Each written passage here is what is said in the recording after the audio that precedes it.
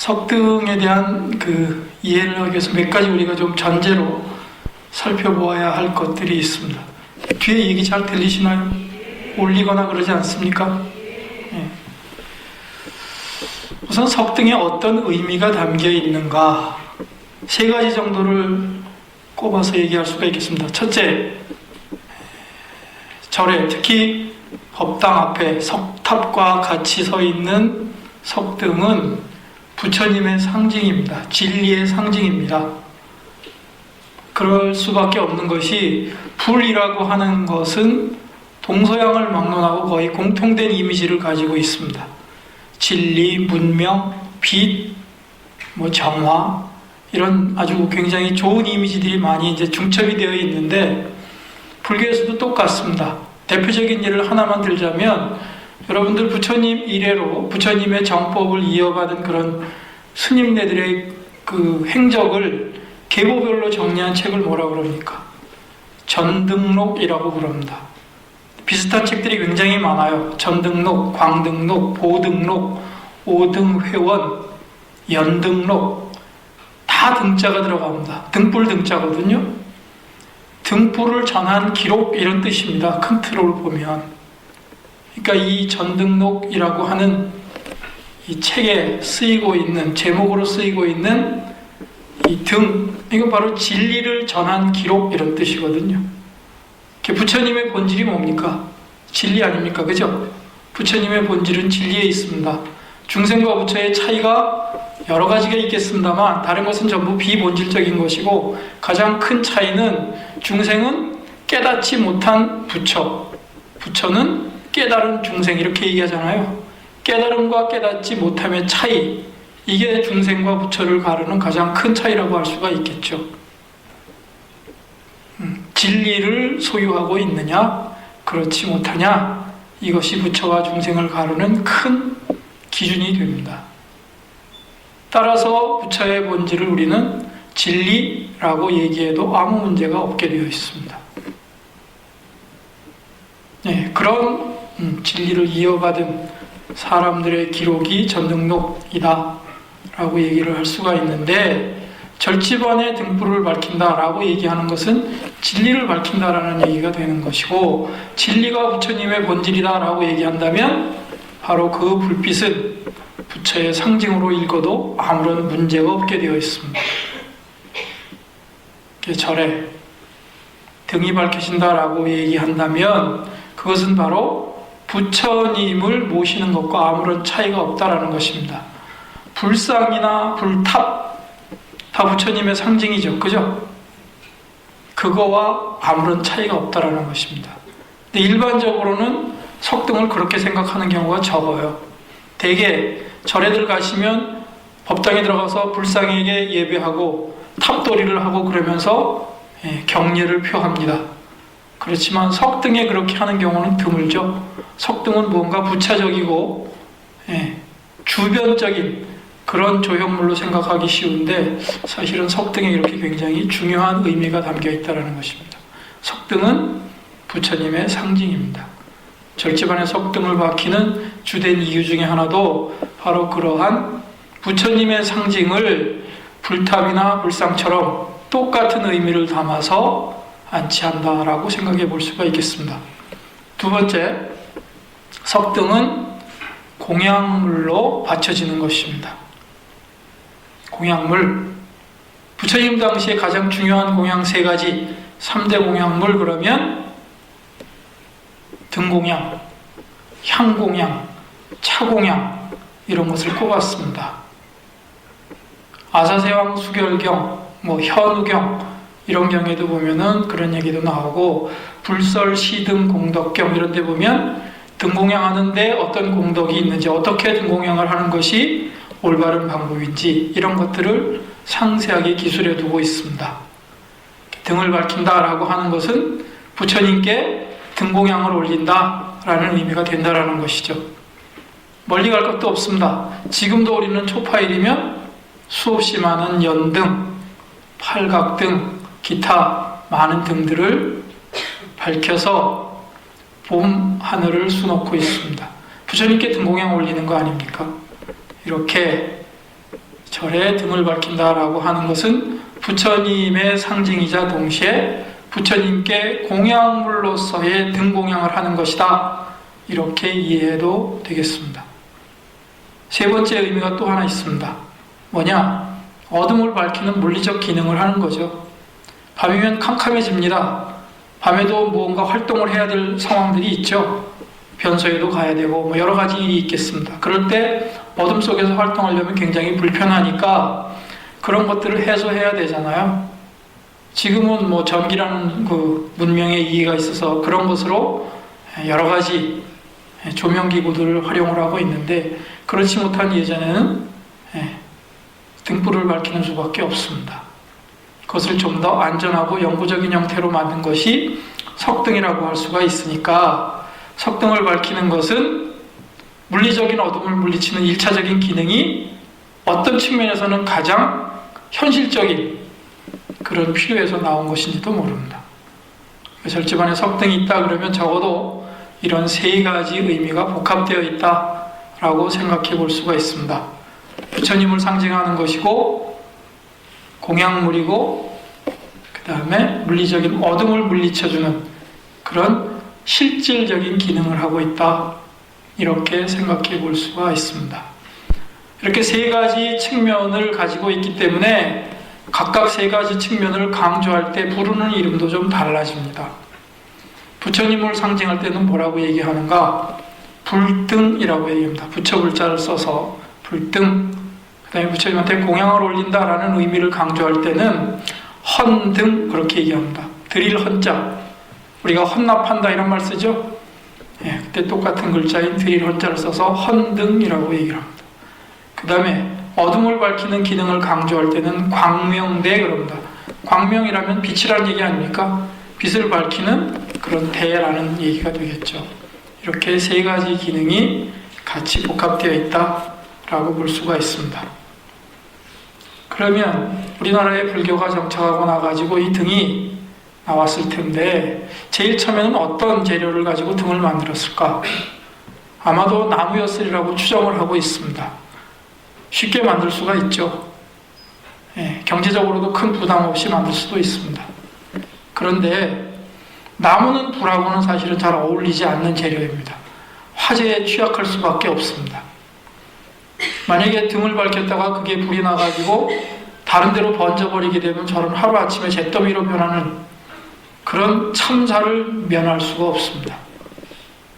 그러니까 손쉽게 만들 수 있고 비용의 부담도 적지만, 나무로 등을 만드는 것은, 등기구를 만드는 것은 썩 현명한 방법이 되지 못할 것 같습니다. 그럼에도 불구하고 꽤 오랫동안 그 흔적을 남기고 있는 것을 우리들은 알고 있습니다. 예를 들면 1960년대, 70년대 초반까지만 해도 여러분들 절에 가서 보면 소나무 같은 거 구불구불한 거 그냥 기둥으로 만들고 그 위에 유리로 불 켜는 부분 만들고 그 위에 함석으로 지붕 덮어서 만들었던 그런 나무 등을 본 기억이 있을 것입니다. 그 안에서 호롱불 같은 것이 가물가물 타오르고 있는 그런 모습, 우리들의 기억 속에 남아있는데, 이런 것들이 나무 등의 잔재였다고 할 수가 있겠죠. 20세기까지도 그런 흔적이 전혀 없지는 않다라는 얘기입니다. 그렇지만 아까 말씀드린 그런 취약성 때문에 나무 등은 금방 다른 재료로 바뀌었을 가능성이 큽니다. 좀 더 영구적이고 안전한 그런 재료를 찾았겠죠. 그게 바로 석등이라고 생각이 됩니다. 석등은 일단 불에 상당히 강하게 되어 있습니다. 영구성도 어느 정도 보장이 됩니다. 다만 결함이라면 한번 만들려면 굉장히 기술적으로 어렵고 또 많은 경제적인 부담이 따르게 되어 있습니다. 그럼에도 불구하고 그와 같은 미덕과 장점이 있기 때문에 석등이 곧 발생했으리라고 이렇게 추정해 볼 수가 있습니다. 목재 등기구의 흔적이 과연 남아있을까? 나중에 나오겠지만 옛 발해 땅에 그런 등기구가 하나 남아있습니다. 그것을 보게 되면 거의 목조 건축의 모습을 띠고 있습니다. 그런 것들을 통해서 초기에는 아마도 석등 이전에 목조로 만들어진 등기구가 있었으리라고 추정을 해보는 것이 가능합니다. 우리나라에 석등이 굉장히 많이 남아 있습니다. 근데 이게 우리나라만의 현상일까? 아니면 불교를 받아들인 동아시아 각국의 공통적인 현상일까? 우리나라의 독특한 현상이라고 봐도 무방합니다. 중국, 우리가 대부분의 문화를 중국으로부터 받아들였습니다. 따라서 석등도 중국에 굉장히 많이 남아있겠지, 이렇게 우리가 생각하기 쉽지만 실제로는 그렇지 않습니다. 근대 이전에 중국에서 만들어진 석등은 현재까지 알려진 바로는 2점 정도밖에 안 남아있습니다. 놀라운 현상입니다. 원인이 어디에 있는지는 모르겠습니다만 아무튼 중국에서는 석등이 크게 발달을 보이지 않은 것으로 보입니다. 일본도 상황이 중국과 크게 다르지 않습니다. 그러면 여러분들 이렇게 질문하실지도 몰라요. 일본에 절에 가봤더니 묘역에 굉장히 많은 석등들이 있던데 무슨 소리냐? 예, 그렇습니다. 일본에는 절에 가보면 묘역이 따로 한켠에 자리 잡고 있습니다. 그곳에 가보면 굉장히 많은 석등들이 있습니다. 그리고 일본 사찰에 정원을 장식하는데도 굉장히 많은 석등들이 남아있는 것을 알 수가 있습니다. 그런데 절의 중심 영역, 법당 앞에, 탑 가까이 그런 데 석등이 있는가? 뜻밖에도 그런 데는 석등이 거의 남아있지 않습니다. 그러면 거기엔 뭐가 있을까? 석등 대신 청동등이 있습니다. 우리의 석등 역할을 하는 것이 일본에서는 청동등으로 대체되어 있습니다. 따라서 우리하고는 양상이 상당히 다르다라고 말씀드릴 수가 있습니다. 우리나라에서 독특한 발달을 보인 그런 절집의 조형물이 석등이다, 이렇게 얘기해도 큰 잘못이 없다고 말씀드릴 수가 있겠습니다. 그러면 어느 정도 석등이 남아있길래 그렇게 얘기하는가? 조사한 바에 따르면 대략 280기 정도의 석등 흔적이 남아있다고 얘기를 하고 있습니다. 남아있는 게 그런 정도니까 오랜 역사를 거치면서 사라져버린 게 훨씬 더 많을지도 모르겠습니다. 그 가운데 형태가 거의 완전한 것, 조금 이상이 있거나 그런 부분까지 포함해서 얘기할 때 대개 한 70기 정도가 형태가 온전하게 남아있다고 보고 있습니다. 신라에서 만들어진 것이 30점 정도, 고려시대에 만들어진 것이 역시 30점 정도, 그리고 조선시대에 만들어진 것이 10점 정도 남아있습니다. 조선시대는 우리하고 가장 시대가 가깝게 연결되기 때문에 순리대로 따지자 그러면 그 시대에 만들어진 것이 가장 많이 남아있어야 되는데도 정반대 현상이 있습니다. 이유는 조선시대는 불교가 탄압받던 시대였기 때문에 조형활동이 활발할 수가 없었습니다. 그래서 만들어진 것 자체가 굉장히 적습니다. 그런 결과로 조선시대에는 신라시대나 고려시대에 비해서 석등이 훨씬 적게 남아있는 결과가 만들어졌습니다. 석등 그러면 이건 뭐 분명히 절집 안에서 발생한 조형물입니다. 20세기 이전의 석등 그러면 절집 안에 가장 많이 남아있는 것이라고 생각해도 별로 틀리지 않는데 그게 정답은 아닙니다. 다른 데도 또 한 군데 석등이 서 있는 데가 있습니다. 어디인가? 무덤입니다. 무덤에 있는 등을 같이 석등이라고 부르는데 이름을 조금 달리 부릅니다. 무덤에 있는 석등은 장명등 이렇게 부릅니다. 절집 석등을 불등, 헌등, 광명대 이렇게 부르는 거에 비해서 무덤의 석등은 장명등이라고 부르고 있습니다.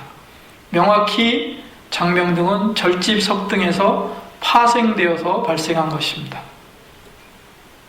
고려 말기부터 시작되는 현상입니다. 그러니까 이미 삼국시대부터 석등이 출현한 절집보다 굉장히 뒤늦게 무덤에 석등이 출현한 것이라고 볼 수가 있겠습니다.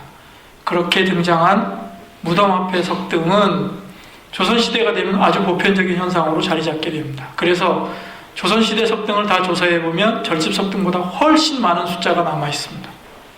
조선시대에는 석등의 주류가 절집이 아니고 무덤이라고 얘기해도 됩니다. 왕릉 또는 사대부 귀인들의 무덤에 굉장히 많은 석등이 남아있습니다. 그 중에서 왕릉 석등은 어느 정도 현황이 파악이 되어 있지만 그 밖에 사대부들 묘 앞에 있는 석등은 숫자가 어느 정도 되는지도 아직 파악이 안 되어 있습니다. 앞으로 연구되어야 될 그런 분야라고 할 수가 있겠습니다. 우리 석등을 이해하려고 그러면 이렇게 많은 석등이 남아있기 때문에 갈래를 쳐서 계통별로 이해를 해야만 조금 더 이해하기가 쉽게 되어 있습니다. 석등을 갈래를 칠 때 갈래를 치는 근거, 기준이 있어야 될 거 아니겠습니까? 석등의 제일 중요한 부분이 어디입니까? 불 켜는 부분입니다.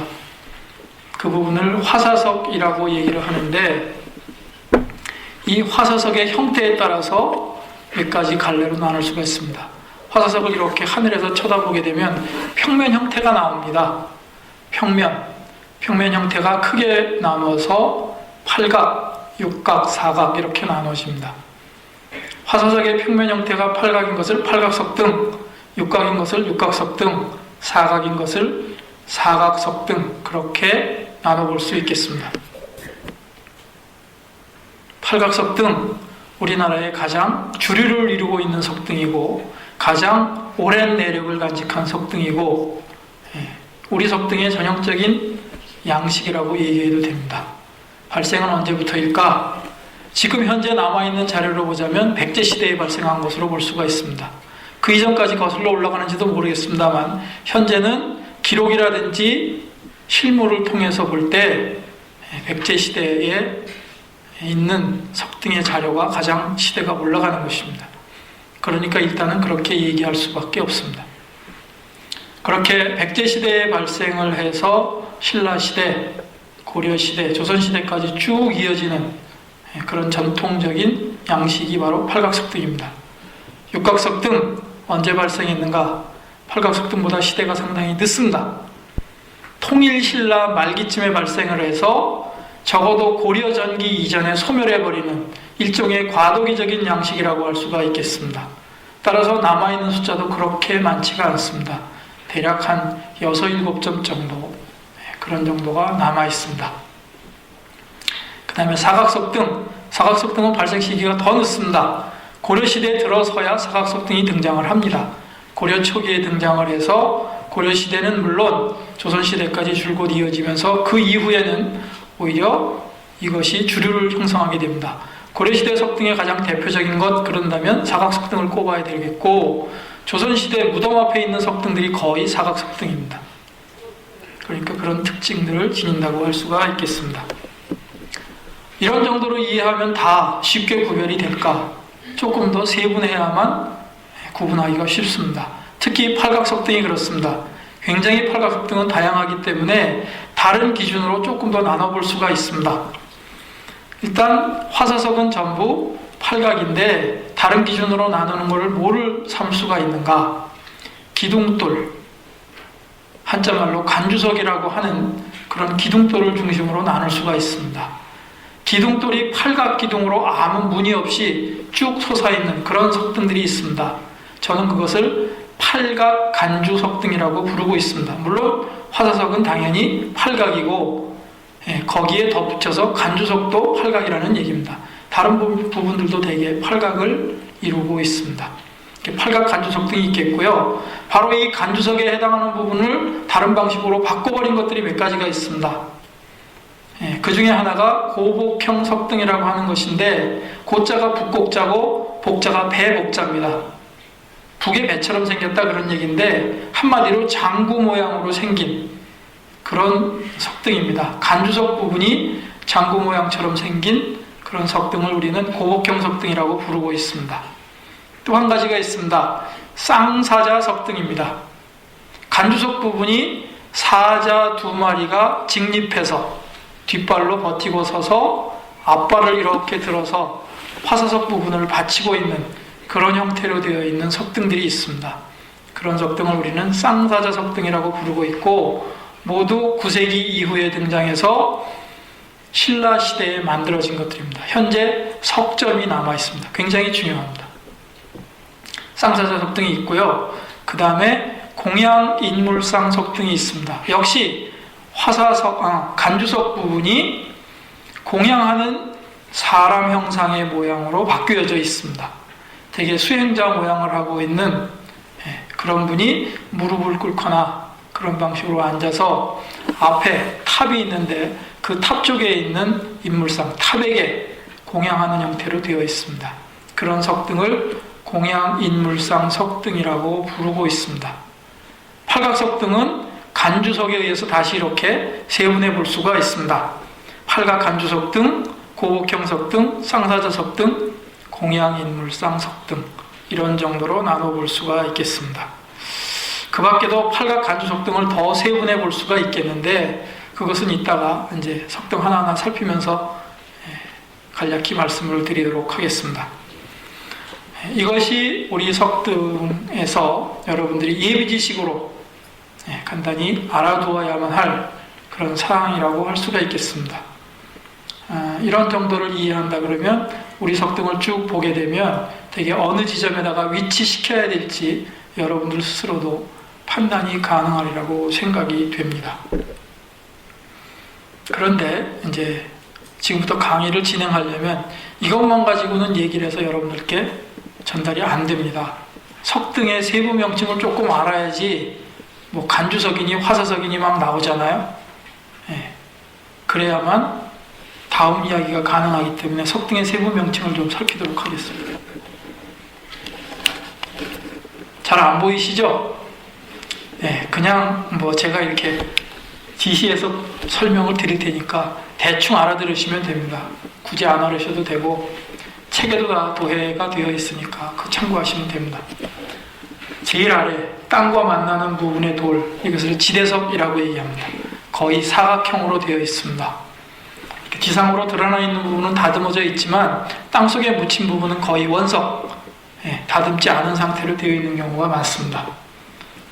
사각이 일반적인 형태이지만 그것이 가장 많지만 때에 따라서는 팔각을 이루고 있는 그런 경우도 있어서 그것은 예외적인 것이라고 보면 됩니다. 그 다음에 지대석 위에 놓이는 부분, 지금 이거는 그 장흥에 있는 보림사 팔각석등을 기준으로 해서 만들어진 도판인데요. 다른 석등에는 없습니다만 여기는 지대석 위에 지복석이라고 해서 다시 사각에 받침대가 하나 더 있습니다. 다른 석등에서는 좀 보기가 어렵습니다. 그 위에 팔각을 이루고 있고 각 면마다 안상이라는 무늬가 들어가 있는 이 부분이 있습니다. 이 부분이 기대석 또는 하대하석이라고 부르는 부분입니다. 이 기대석도 초기 석등에서는 보이지 않습니다. 백제석등 같은 데서는 나오지 않습니다. 백제석등은 지금 요 위에 있는 연꽃 잎으로 구성되어 있는 부분이 있죠. 이 부분을 복년석 또는 연화하대석이라고 부르는데 이것이 바로 네모난 받침대 위에 연결되어 있는 그런 방식으로 되어 있습니다. 따라서 이 기대석 부분은 나중에 점점 발달해서 나오는 형태라고 할 수가 있겠습니다. 기대석 위에 있는 게 바로 연화하대석 또는 복년석이라고 얘기합니다. 연꽃잎이 이렇게 엎어져 있기 때문에 그렇게 부르고 있습니다. 복년석 위에 기둥처럼 서 있는 돌이 바로 간주석, 우리말로 기둥돌입니다. 이 부분이 석등을 지탱하는데 굉장히 중요한 역할을 하겠죠. 기둥 역할을 하는 거니까. 그 다음에 이 기둥돌 위에, 간주석 위에 하대석과 짝을 이루면서 연꽃잎이 하늘을 향해서 피어나고 있는 이 돌을 앙련석 혹은 상대석이라고 부릅니다. 하대석에 상대돼서 상대석, 복년석에 대응해서 앙련석 이렇게 부르고 있는 거죠. 여기까지 상대석까지가 석등의 기단부를 형성합니다. 기초가 되는 부분이죠. 그리고 그 위에 불을 밝히는 부분이 바로 화사석입니다. 화사석에는 화창, 불빛이 새어나오는 창이 4군데 뚫려 있습니다. 화창이 이 가운데 있고 나머지 4면의 벽은 거의 무늬가 없는 형태로 되어 있는 게 일반적이지만 나중에 보시겠지만 그렇지 않은 경우도 많이 생겨납니다. 화사석, 화창 말씀드렸고, 그 다음에 이 화사석을 덮고 있으면서 지붕 역할을 하는 게 바로 지붕돌, 한자말로 옥계석입니다. 여기 화사석과 지붕돌 이 두 부분이 석등의 본체를 이루고 있습니다. 본체부라고 할 수가 있겠죠. 가장 핵심이 되는 부분입니다. 그래서 바로 이 화사석의 모양을 가지고 석등 분류 기준으로 삼는다라고 이미 말씀을 드렸습니다. 그 다음에 이 지붕돌 위쪽에는 꼭 없어도 되는 부분이죠. 상당히 장식적인 부분인데 이 부분이 없으면 사실은 완결성이 굉장히 떨어지게 되어 있습니다. 이 부분을 상륜부라고 얘기합니다. 탑에도 그런 부분이 있죠. 네. 이 상륜부를 구성하고 있는 것도 크게 두 가지 형식으로 되어 있습니다. 하나는 이 꼭대기에 지붕돌 바로 위에 연꽃 모양의 보주, 보배 구슬이란 뜻이죠. 보주만 하나 놓여가지고 구성이 되는 그런 경우가 있습니다.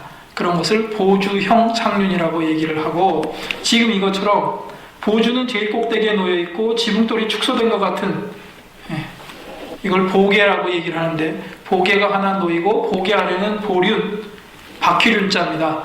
바퀴처럼 이렇게 된 부분이 연결되어 있어 여러 개로 복잡하게 구성이 되어 있는 그런 상륜도 있습니다. 그런 상륜을 보계형 상륜이라고 얘기를 합니다. 그 밖에 많은 미세한 부분이 있습니다만 이런 정도를 일단 상식으로 머리에 담아두고 실제 석등을 살펴나가면서 하나하나 이야기를 전개해 나가겠습니다.